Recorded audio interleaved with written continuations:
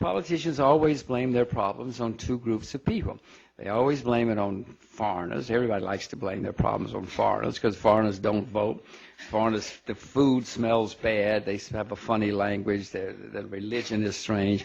So politicians love to blame problems on foreigners, and they love to blame their farmers on their problems on bankers, financiers. I mean, throughout history, people blame problems on financial types, because nobody likes bankers, and they never have. Jesus drove the money changers from the temple. He blamed the problems on the money changers. I mean, this has been going on for centuries now. It's a long, long, long time. Politicians sometimes blame journalists, too, because the journalists write bad. If the journalists write bad things, then they blame it on the journalists as well. So politicians now are blaming all the world's problems on financiers, on Wall Street, the City of London, places like that. That's not the problem. The politicians are the problems, and the regulators are the ones who cause these problems more than anybody else. But that's not, it doesn't matter what the reality is. They're going to change a lot of things. It's going to impede or slow the growth of finance. America's already made some regulatory changes in the last decade, which are driving more and more business away from America. 10 years ago, 8 years ago, 7 years ago, maybe even 9 years ago, or 6 years ago, you know, New York was still whenever people did an IPO, they did it in New York. I think now you'll find that maybe only one or two of the largest IPOs done every year are done in New York, and that's because Americans keep shooting themselves in the foot and driving the business away. In the 20s and 30s, you had a huge shift of the financial world from London to New York, exacerbated by the Great Depression. Well, you have the same thing happening now. There's a huge shift from America to Asia, exacerbated by this financial situation and by the regulations which the American politicians are putting in place, and they're going to be a lot more, don't get me wrong. It's going to drive more and more business out of America. America's shooting itself more and more in the foot. Even if America weren't, the business is moving to Asia because this is where the money is now.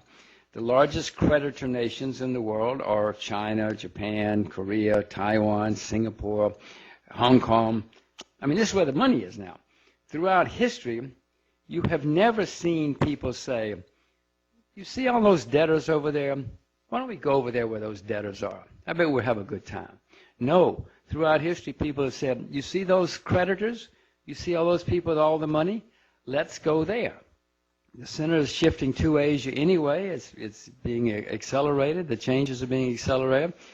Now American and English politicians are coming up with more and more absurd rules and regulations, which are going to drive more and more business out of America and the UK. It's all going to, much of it's going to come to Asia, because the Asians are sitting here waiting. I mean, I know that some of the exchanges are gearing up in Asia now to take advantage of some of the foolish things the Americans are doing and are about to do. But this has been the history of the world.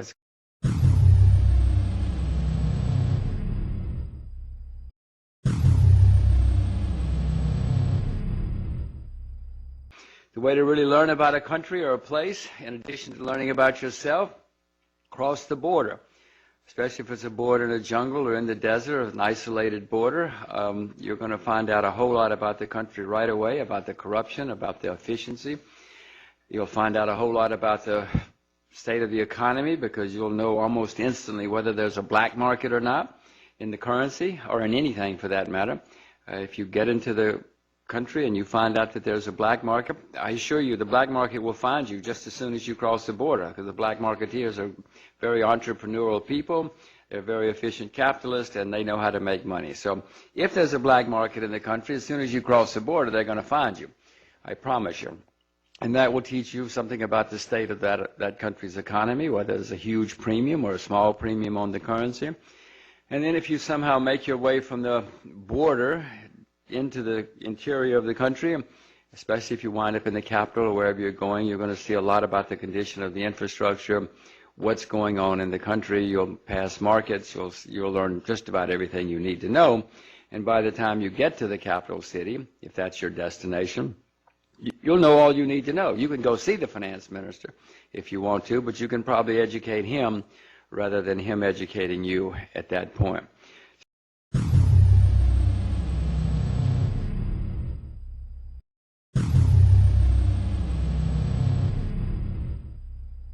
best advice I can give you of any kind is to teach your children Mandarin, your grandchildren Mandarin, to learn Mandarin yourself. Because if I'm right, Mandarin is going to be the most important language in the 21st century. I have, in fact, moved to Asia. We sold out of America, moved to Asia. I have two daughters, both born in 2000. They were born in 2003 and in 2008, both of whom were fluent in Mandarin.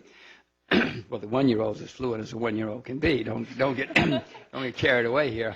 She couldn't recite Chaucer or something in Mandarin, but they're as fluent as a 6-year-old or as a 1-year-old can be in Mandarin. They speak perfect. They're perfectly fluent. So I'm not just talking about it. I'm living it. I'm spending a lot of time, energy, money. We have moved to Singapore for these little girls, so that I think the best skill that I can give to people born in 2003 and 2008 is to be perfectly fluent in Mandarin and to know Asia.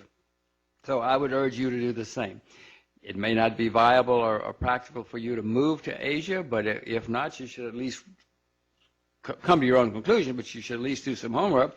And if you've decided what I've decided, that Asia is the place to be, there are many, many, many ways to get involved in Asia. You can export to Asia, import from Asia. There are lots of gigantic opportunities. There are 3 billion, that's billion with a B, people in Asia, all of whom want to live like they live in New York, like they live in Singapore. That's the future of the world as far as I'm concerned. And if you love farming, figure out a way to get involved with Asian agriculture. If you love style, fashion, figure out a way to get involved with Asian fashion. Either sell to them or buy from them. If you love cars, figure out the opportunities in cars in Asia. That's where I would be looking. If you don't like Asia, then forget it. I mean, forget what I say. Don't pay a word of attention to me.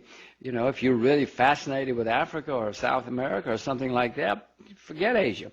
Although I will say that Africa and South America are both going to be enormously influenced by the growth of Asia over the next decade, next century. So you need to take that into consideration as well.